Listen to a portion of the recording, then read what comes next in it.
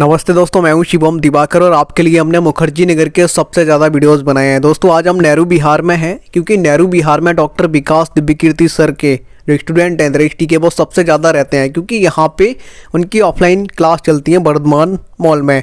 आज हमारे साथ में एक यूपीएससी के ही छात्र हैं जो यूपीएससी की तैयारी करते हैं, यूपीएससी एस्पिरेंट के नाम से आप लोग जानते हो, और हमने बहुत सारी वीडियोज़ भी बनाई हैं। इनका नाम है मोनू मौर्य।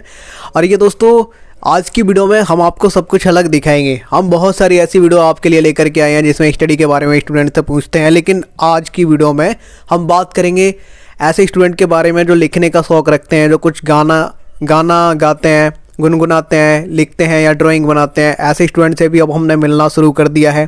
तो उसी कड़ी में सबसे पहले आज हमारे साथ में है मोनू मौर्य जी। ये लिखते भी हैं, गाते हैं, गुनगुनाते हैं, इनसे ही जानेंगे और साथ के साथ ही यूपीएससी की तैयारी भी करते हैं मन लगा करके। तो दोस्तों कभी कभी मनोरंजन भी होना चाहिए और ऐसे लोग जो अपना पूरा मन लगा के लिखते हैं उनको भी मौका मिलना चाहिए आगे निकलने का। तो हमारे चैनल ने ये शुरुआत की है। सबसे पहले हमारे साथ में मोनू जी हैं, इनसे ही जानेंगे। कहाँ से हैं आप मोनू जी? मैं पहले आपको धन्यवाद देना चाहूँगी, आपने इंटरव्यू कंडक्ट करा।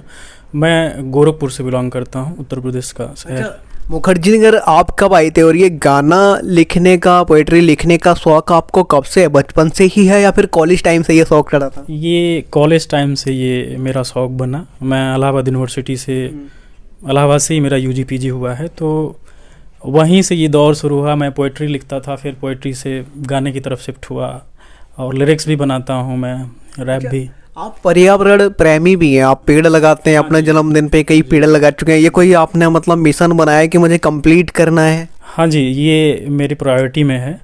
चाइल्ड एजुकेशन और ये पर्यावरण, ये दोनों मेरा एम है कि आगे चल के इसी फील्ड में काम करना है। तो मैं अपने जन्मदिन पर स्पेशली मैं लोगों को इंस्पायर करने के लिए मैंने पिछली बार 100 पेड़ लगाए थे। ऐसे ही 500, फिर 5000, इसको मल्टीप्लाई करते हुए इसी तरह लगाना। मैं अपने मित्रों को जन्मदिन पर पेड़ ही गिफ्ट करता हूँ। अक्सर लोग कीमती गिफ्ट ले जाते हैं। ये नहीं कहते यार सब लोग मुझे केक गिफ्ट कर रहे हैं, कोई कुछ कर रहा है, आप पेड़ गिफ्ट कर रहे हो? हम पेड़ गिफ्ट करते हैं। हाँ, कहते नहीं कभी?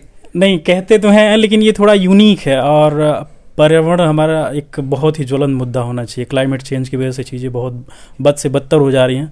अभी आप दिल्ली में देख सकते हैं पॉल्यूशन कितना भयंकर है, गैस का चैम्बर बन जा रहा है।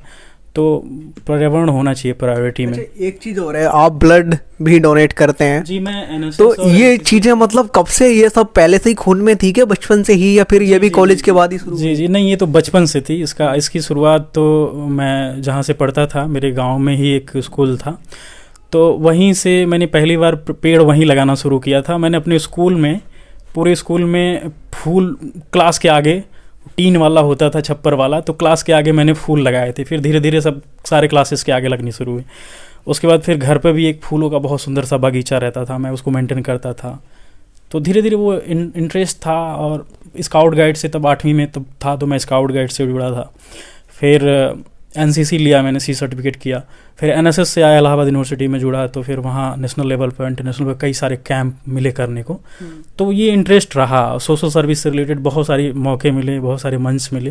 तो बड़ा सौभाग्यशाली रहा हूँ। जानना चाहूँगा मोनू जी, अगर आप NCC और NSS वाले स्टूडेंट रहे हैं, आप उसमें अगर शामिल रहे हैं, तो कहीं ना कहीं जब हम उसमें जाते हैं तभी हम एक अच्छे व्यक्ति बन जाते हैं।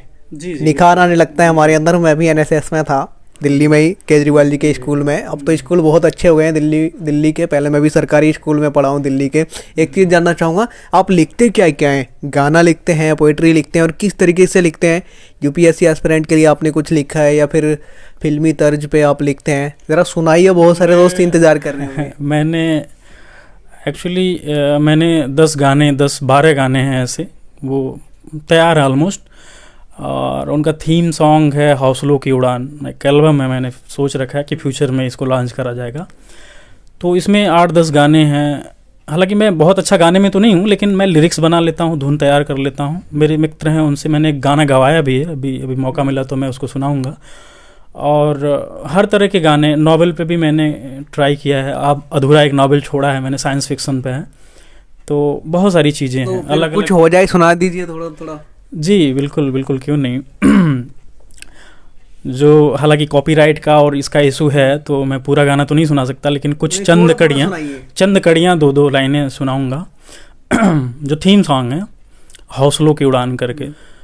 मेरे हौसलों को तू उड़ान दे, मेरे पंखों को तुम दे जान दे, मौला मुझको तुम ऐसे मुकाम दे, उड़ सकूं मैं नीले गगन में, उड़ सकूं मैं नीले गगन में, मेरे पंखों को तुम दे जान दे, मेरे हौसलों को तू उड़ान दे। ये है थीम सॉन्ग है, और भी ऐसी कड़ी में है। जितने भी है थोड़ा थोड़ा सब सुनाइए, क्योंकि लोगों को मजा आ जाएगा, जो स्टूडेंट है मजा आएगा, क्योंकि बोलेंगे भैया डेली तो स्टडी के बारे में सुनते हैं, आज यूपीएससी एस्पिरेंट से ही गाना सुनने का मौका मिल रहा है। ऐसे ही मेरा एक और गाना है, थोड़ा सा सैड सॉन्ग है। सुनाइए जितने भी है, सैड, हंसी खुशी दुख वाले सब। मेरे गम के आंसू तेरी पलकों पे छलके हल्के हल्के, जो भिगो दे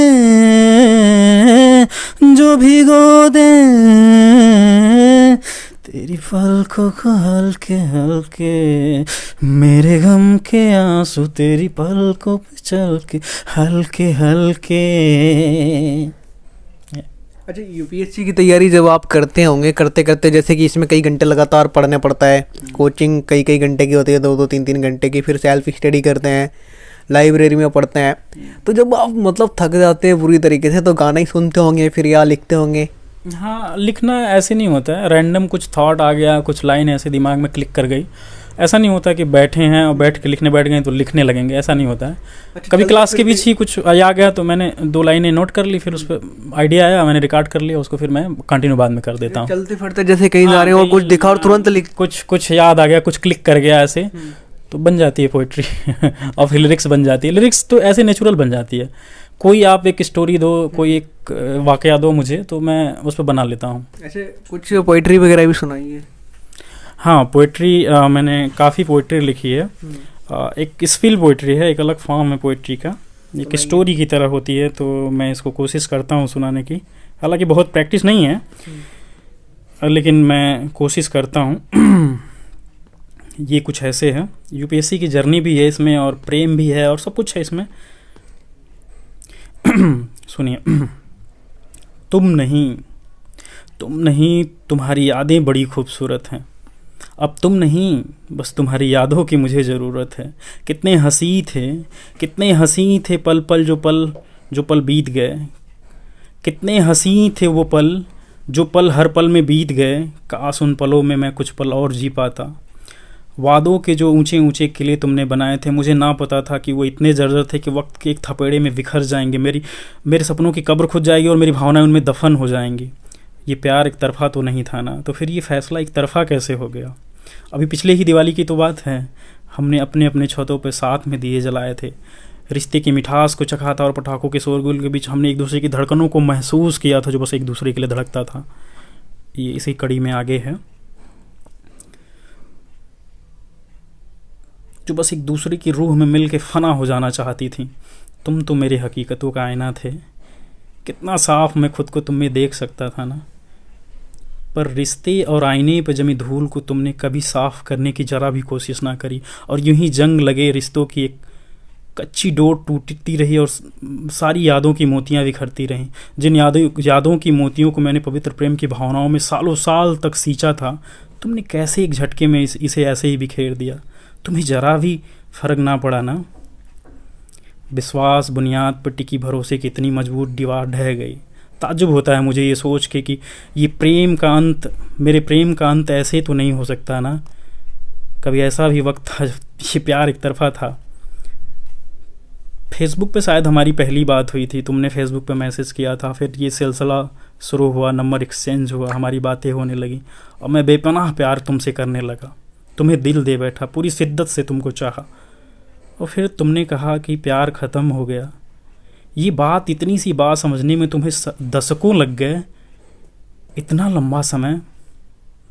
कितना अजीब है ना, ये सब कितना अजीब है।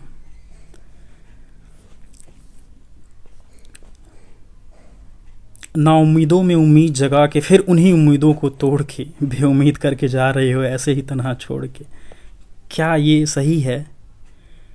मुझे कभी कभी लगता है, अब जितना मैं तुमको समझता हूँ, कि शायद तुम कोई त्याग कर रही हो मेरी भलाई के लिए। तुम हम अक्सर कहती थी काश हमारी बातें ना होती तो आप सेलेक्टेड होते, आपका सिलेक्शन होता, मैं ही और हमारा प्रेम कहीं बाधा तो नहीं बढ़ रहा आपकी सफलता में।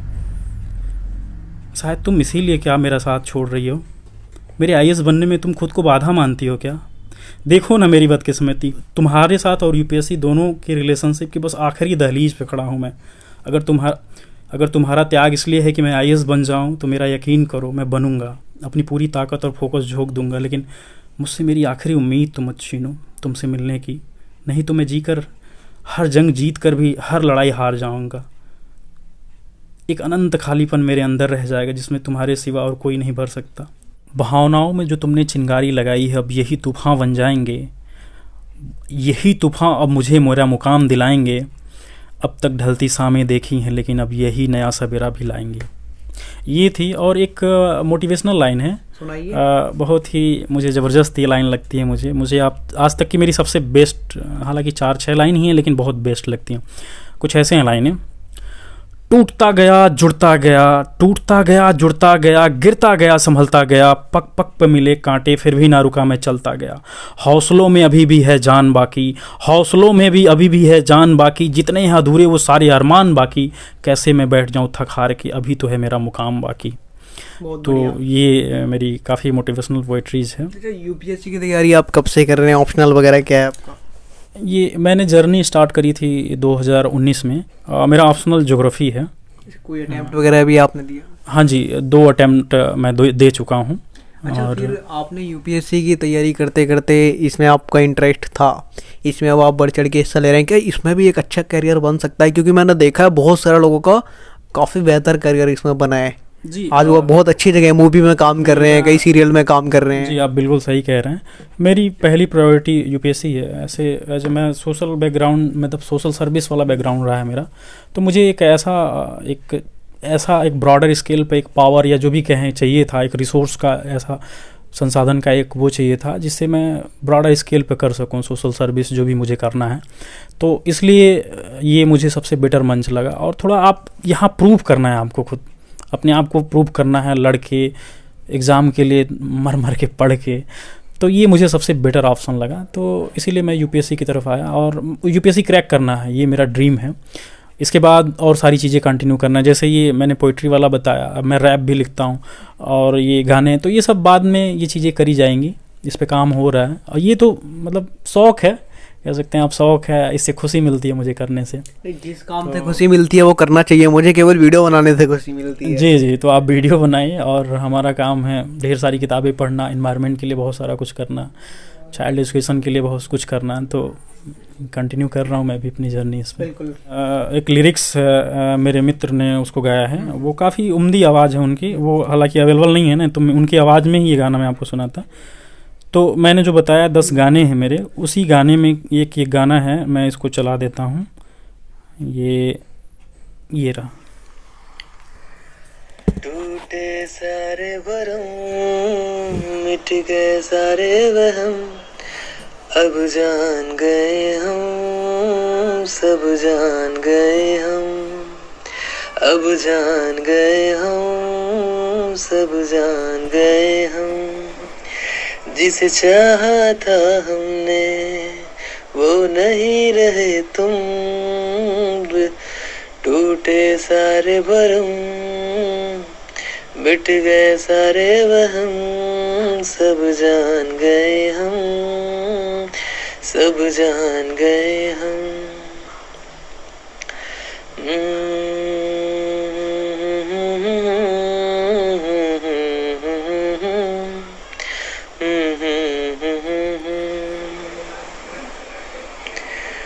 वादों की जड़ी थी, फहरिस्तें बड़ी थी, वादों की जड़ी थी, फहरिस्तें बड़ी थी, हर गम का किस्सा था मेरा हिस्सा, हर दर्द से मेरा नाता जुड़ ही जाता, अल्फाज थे सारे खुद गर्ज तुम्हारे,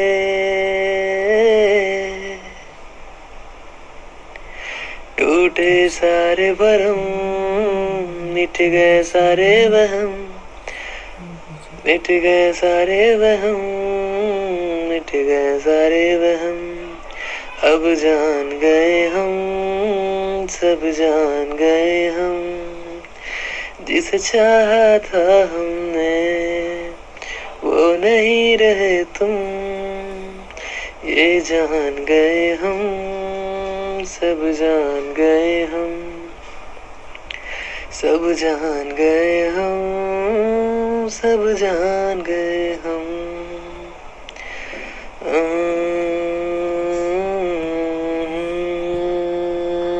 अच्छा, जिन्होंने ये गाना गाया है, ये आपने लिखा है, ये गाया किसने है? मैंने लिखा भी है और मैंने धुन भी तैयार करी है। ये मित्र हैं हमारे वतन यादव जी, कभी आएंगे तो मैं मंच पे आवाज उनकी बड़ा मस्त है। दोस्तों आपको कैसी लगी कमेंट बॉक्स में जरूर ही बताना। मखमली आवाज़ है, बहुत ही शानदार गाते हैं वो। उनकी आवाज़ में वाकई में ये, आप सपोज करिए मैंने ये गाना लिखा, अपनी आवाज़ में ऐसे रफली भेजा और मैंने बोला उनको तुरंत गा के भेज, वो तुरंत 2 से 4 मिनट में उन्होंने गा के भेजा। इस पर कोई काम नहीं हुआ है, रैंडम है ये सब। अभी थोड़ा समय दे के प्रैक्टिस करके अगर ये चीज़ें करी जाएँ तो बेहतर प्रोफेशनल लगेगा। ये लगेगा थोड़ा गिटार हो और म्यूजिक हो कुछ बैकग्राउंड में, तो बहुत अच्छा लगेगा। दोस्तों आपको ये गाना कैसा लगा कमेंट बॉक्स में आप जरूर लिखिए। जी धन्यवाद। हाँ, मैं यही कह रहा था, ये गाना ऐसे ही तैयार किया गया है, एकदम अचानक से तैयार किया गया है, उसको भेजा गया। इस पे कुछ काम नहीं हुआ है, प्रैक्टिस ना हुआ है, ना कोई इंस्ट्रूमेंट है इस पर, आप देख सकते हैं। तो ऐसे ही हैं गाने जितने हैं सब उम्दे हैं। और मैंने जो हौसलों की उड़ान जो मैंने एक गाना सुनाया था आपको, अगर कैलाश खेर सर को मैंने ध्यान में रखे, अगर उस तरह की आवाज़ में कोई इसको गाए तो बहुत बेहतरीन लगेगा। हालांकि उनको ही माइंड में रख के मैंने ये गाना लिखा है, हौसलों की उड़ान। अगर रहा लग तो कोशिश करेंगे। वो रहेगा, आप कोशिश करते रहिए, जरूर रहेगा। देखो कोशिश अगर कोई भी करता है वो जरूर होता है। जी जी, कोशिश करने धन्यवाद वाला कोई होता है, धन्यवाद। हारते तो वही लोग हैं जो कोशिश भी नहीं करते, है ना। तो दोस्तों आज की वीडियो में इतना ही, मिलते हैं आपसे किसी और वीडियो में। अगर आपको ऐसा लगता है कि हम इनसे कुछ गाना और सुनना भूल गए तो आप ज़रूर लिखना कि कौन से सुनने चाहिए थे। क्या आप भी गाना गाते हैं, कविताएं लिखते हैं? आज की वीडियो में इतना ही। जय हिंद।